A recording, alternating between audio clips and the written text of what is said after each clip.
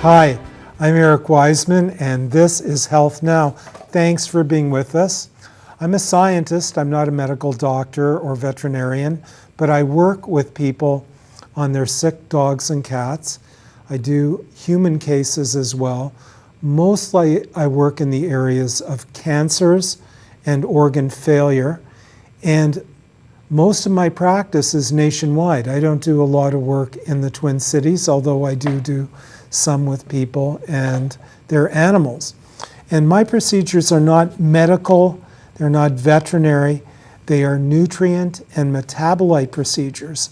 And in many ways, these have tremendous advantages over using drugs, surgery, and radiation.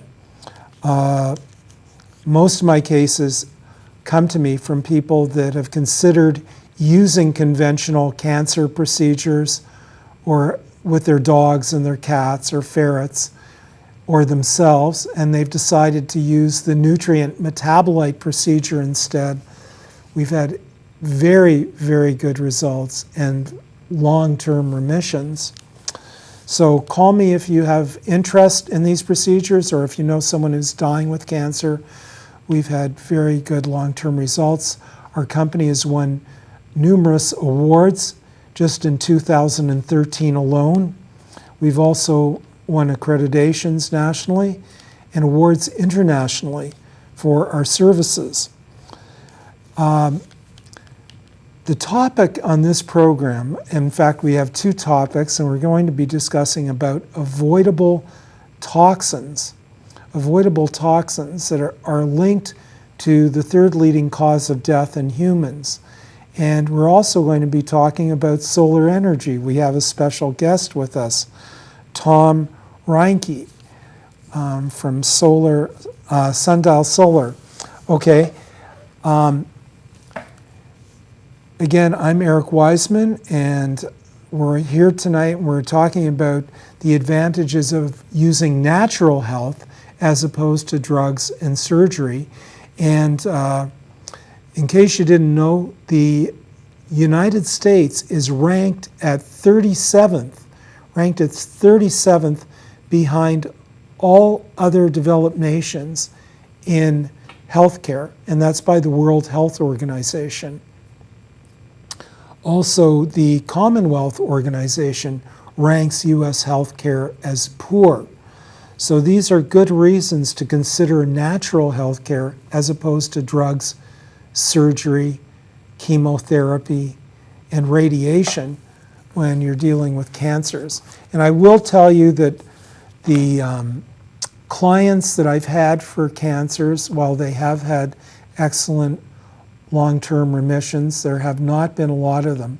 And in each case, the cancer has been expanding in their bodies, and they've been, progressively dying from cancer, and we've been able to arrest the cancer and help reverse it without any drugs, surgery, or radiation. Some of the supplements that I use as a basic regime, and these aren't all the supplements that I use in cancers, but this is a good basic regime for anyone who's considering helping bolster their immune systems, bolster their connective tissue systems, and bolster their musculoskeletal systems and red blood cell and white blood cell and lymphocyte production, is taking these. Calcium citrate with magnesium citrate, an excellent supplement.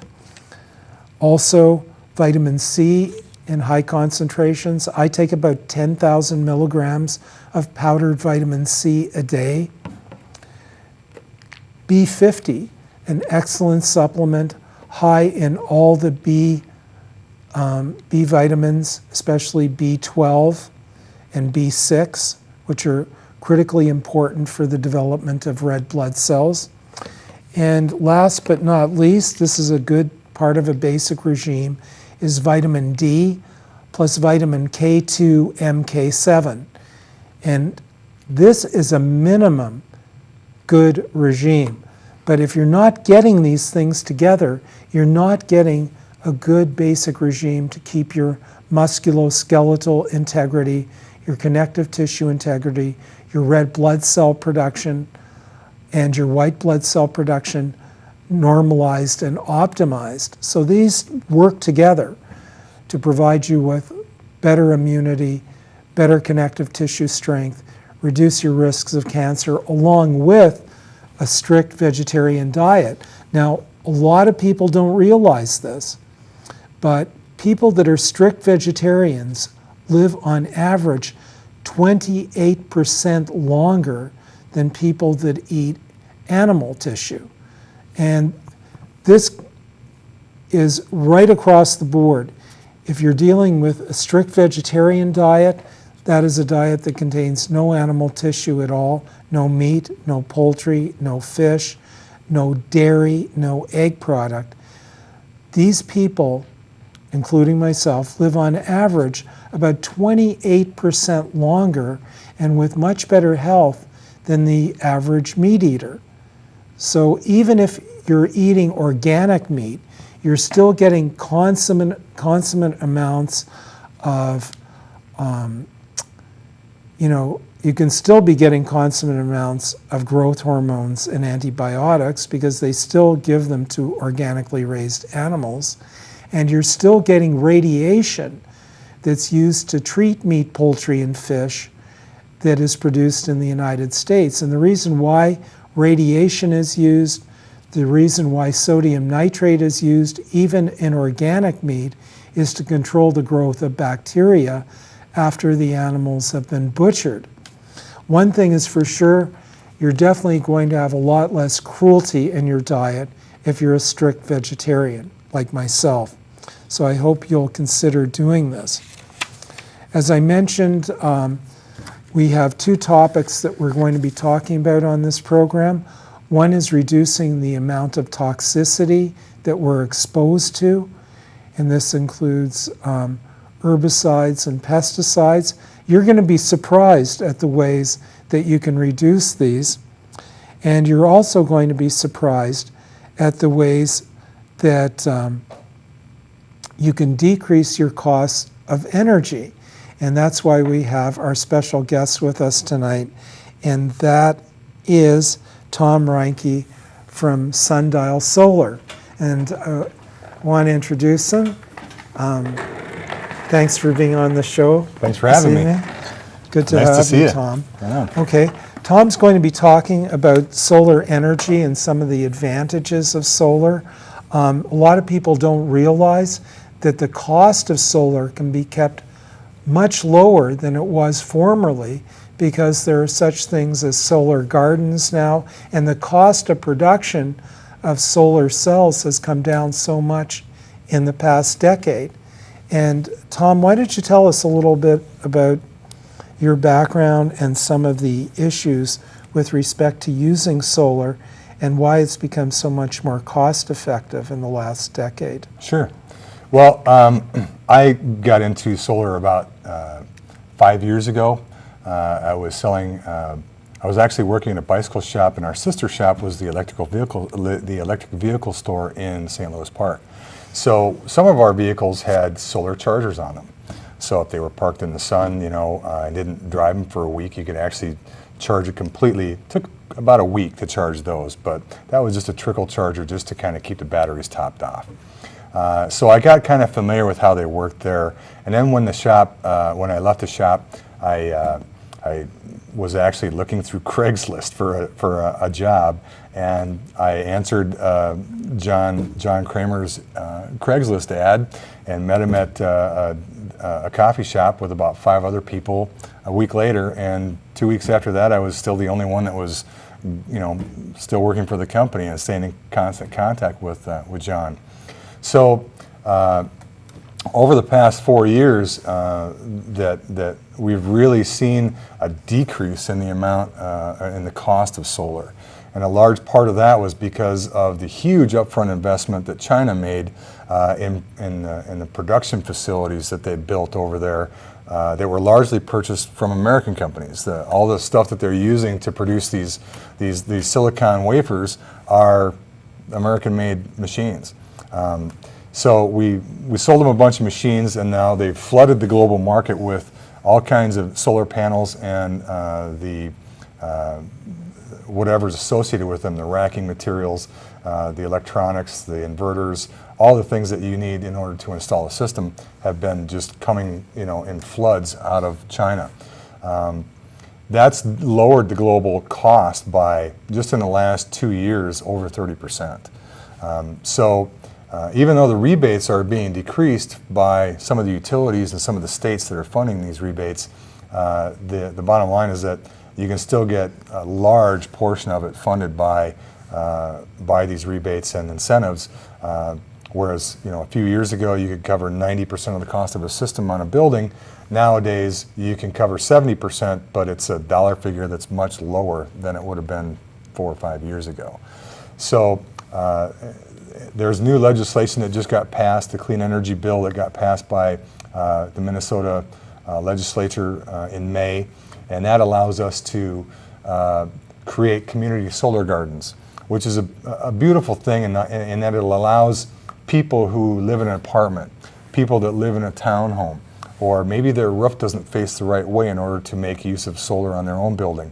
But it allows them to buy into a solar garden that's maybe a megawatt in size, that takes advantage of large economies of scale, I should say, and allows them to buy into this solar garden for a much cheaper cost per watt than it would cost them to install it on their own building.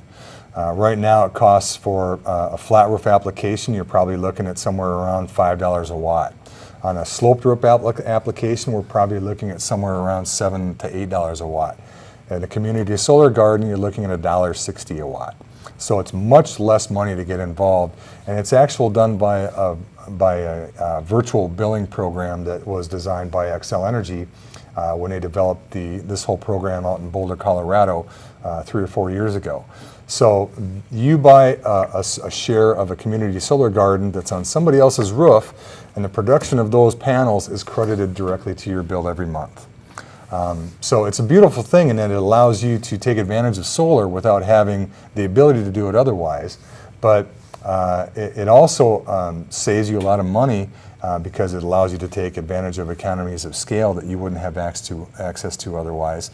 The only reason that I can see now that somebody would want to install a system on their own building is if they wanted to have a battery backup available to them. In case the grid goes down, essential circuits are energized right away and protected from losing data maybe in a data storage center, or if there's medical devices that need to keep running in the event of a power failure. It's a great program for that. We really learned a lot about what solar could do in the event of a crisis. When we saw all the things that were happening after Hurricane Sandy, people, essential circuits that could have been energized by solar would be elevators in high-rise buildings where old people are stuck up in, 80 floors up.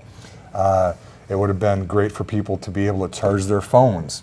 It would have been great for people to be able to get gasoline out of the ground to, at a gas station where the power was lost. So there's a lot of things that really come to light when bad things happen. But the bottom line is that right now solar is so much less expensive to get into that we really need to take a closer look at it. And if anybody's ever thought about doing it, these programs that are going to be available late this year or early next year will really put people back into the picture that normally wouldn't have been able to participate. Now, a lot of people don't realize that, a lot of people don't realize the cost effectiveness of modern solar gardens, and that they don't really have to be hooked up directly to the solar garden. Isn't that part of the apparatus of the system? Exactly. It's just buying into the system and getting the kickbacks or rebates from just being involved in. Well, there's no rebates involved when you're buying part of a solar garden. Okay. You're already getting the economy of scale. So you really have a lower cost. The payoff's probably about the same as if you took advantage of the rebates and tax incentives to do your own system. But the bottom line is that this just opens up solar to so many other people who normally wouldn't have been able to take advantage of it. Okay, so really I think it's great that you've been with us tonight. Yeah. And Sundial Solar. This is Tom Reinke. If you forget his name or the name of his company, don't hesitate to call me, and I'll be glad to give you information about that. Also, you can consult with the state Minnesota Solar Energy and Renewable Energy Consortium, and you can get information from them on ways to hook up with a solar energy company for your home or for your business. And thanks again for being with us. Yeah, it was a pleasure to meet you. Okay. I'll be back and we can talk about some other things down the line as things develop over the course of the year. Okay. Absolutely. Thanks Hope for having me. Okay, thank you again. Okay, we're talking about herbicides, pesticides, and growth hormones, some of the toxins that are causing cancer in humans. And cancer is the third leading cause of death in the United States. And the ways to avoid getting cancer are to reduce the exposure to herbicides, pesticides, growth hormones, antibiotics, growth chemicals, among others. But these are the main ones. And believe it or not, the main sources of getting herbicides, pesticides, growth hormones, antibiotics, and growth chemicals is by obviously avoiding lawn chemicals and avoiding meat, poultry, fish, the golf game, playing golf, and of course eating game foods like deer and fish. Okay, so these are major contributors to cancers, and cancer is the third leading cause of death in the United States. So it's something we want to avoid. And if you're like me, the way to best avoid it is not using lawn chemicals on your lawn, okay? And not exposing your dogs and cats to lawn chemicals either, keeping them either in the house or walking your dog and avoiding chemicals on your walks by keeping your dog away from all treated lawns. Now, when they put those little signs up on the lawns and it says, keep pets and children away from lawn, for X number of days, just because the sign is not there doesn't mean that these lawns are not highly contaminated previously with lawn chemicals. So if you see a green lawn, keep your dog and keep yourself away, and don't use lawn chemicals yourself, because you're poisoning yourself, you're poisoning your family members and your pets. It's better to have a brown lawn and have less toxicity and live longer and healthier than having a nice green lawn with all the poisons, all the pesticides and herbicides that are killing the bees, that are killing the insects, and killing you and wildlife at the same time. Okay? So again, I mentioned meat, poultry, and fish. And a lot of people say, well, Eric, why is meat, poultry, and fish a great provider of herbicides and pesticides? I thought that if we eat meat, poultry, and fish, we're actually getting less herbicide content, less pesticide content in our food than if we ate vegetables that aren't organic. And the real answer to that is simple. When cows, pigs, chickens, turkeys, and fish consume plant material that's made into food, or they eat the end result of rendered animals, because they do feed discarded and diseased animals and parts to cows, pigs, chickens, turkeys, and other farm animals. They're actually forced to eat this food because they have nothing else to eat.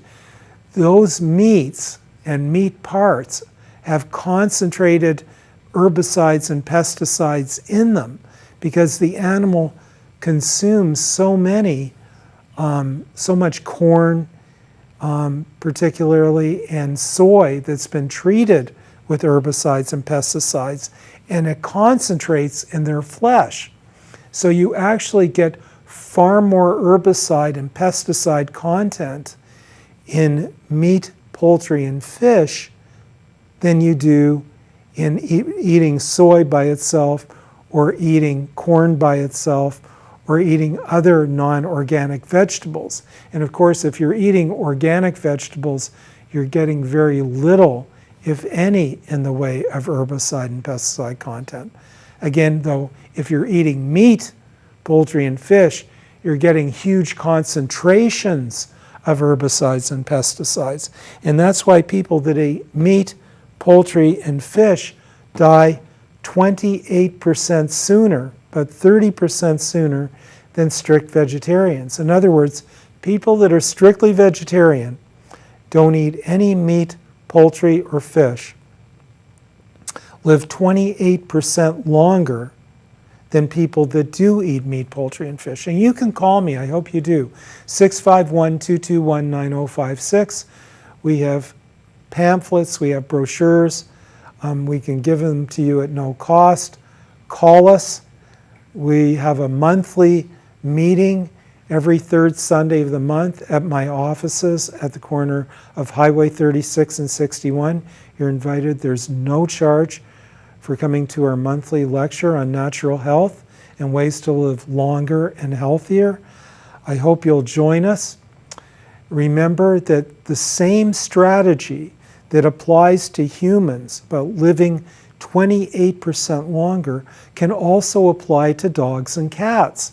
Dogs and cats can also live longer. Doesn't it make perfect sense that if we give them a meatless diet that's high in protein, that is a strictly vegetarian diet that's very high in protein and high in all the metabolites and nutrients found in meat, poultry, and fish, but from plant sources, we could have much longer living dogs and cats.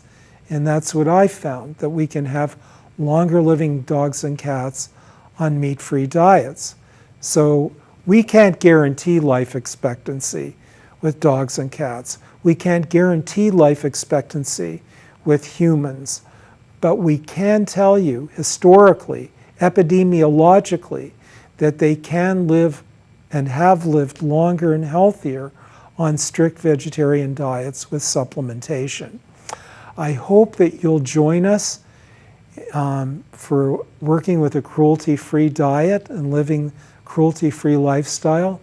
Being vegan, that's a strict vegetarian, you'll live much longer and healthier, and you'll be getting much less herbicides, pesticides, growth hormones. In fact, you won't be getting any growth hormones. You won't be getting any antibiotics other than the ones that are given to you by your doctor in the case of an infection. You won't be getting any growth chemicals in your vegetables and your soy. And veggie burgers, veggie hot dogs, and veggie chicken patties are excellent foods to eat. They're very high in protein. They have no animal fat to coalesce in your arteries and block the circulation to your heart, damage your skin, damage your hairline. You ever notice how many people that eat meat, poultry, and fish, especially males, are losing their hair? And the reason why they lose their hair is because the circulation to their brains and their scalp is compromised by animal fat and cholesterol. So by removing animal fat and cholesterol from your diet, you can live much longer. Remember, some of the most powerful minds in Western civilization have been strict vegetarians. Albert Einstein, Leonardo da Vinci, Albert Schweitzer, Aristotle, Benjamin Spock, MD, and some popular people like Brad Pitt, Paul McCartney, Dustin Hoffman, Ellen DeGeneres, Woody Harrelson, John Lennon. Jesus historically was a vegetarian. I'm not talking about what he talked about in the Bible. I'm talking about actual historical evidence that indicates that Jesus Christ himself was a strict vegetarian. And you can join these ranks just by being one yourself. You can make instant improvements in your health and longevity. You'll feel much better about yourself because you're not contributing to the horrific cruelty to animals. And of course, you'll be joining me. And thank you. Thank you for watching this program. I give special thanks to our fantastic crew that has helped out on this program. And this program, by the way, is now worldwide. We're on YouTube. You can watch us on Evolution Diet Now. Don't forget to call me if you have questions about supplementation, about eating healthier, living longer. And if you have a friend, whether it's a dog or a cat or a human that's dying with cancer or with organ failure, there are much more progressive ways to address these diseases without drugs and surgery. Call me to find out how. Our company has been awarded and accredited for its services and its products. We hope you'll call us up. Special thanks again to our technical crew, Director Bob Schultz, our graphics and audio person, Tom Woods, our camera person, Tom Woods, our floor director, Barnabas Collins. Of course, special thanks to you for watching this program. Special thanks to our guest, Tom Reinke from Sundial Solar Consultants. This has been a People for Health, Environment, and Animals Production, a not-for-profit organization since 1992.